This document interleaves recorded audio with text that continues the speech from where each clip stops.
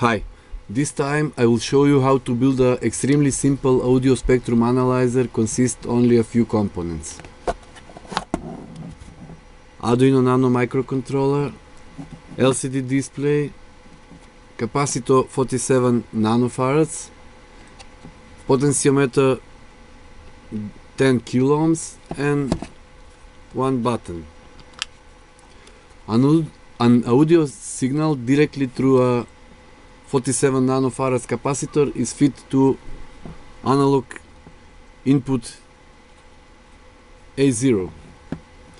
The spectrum analyzer has an automatic gain of the input signal, which improves the visual effect. Now you can also use the button to select one of 5 visual modes. And now let's see what it looks like when we bring an audio signal to the input.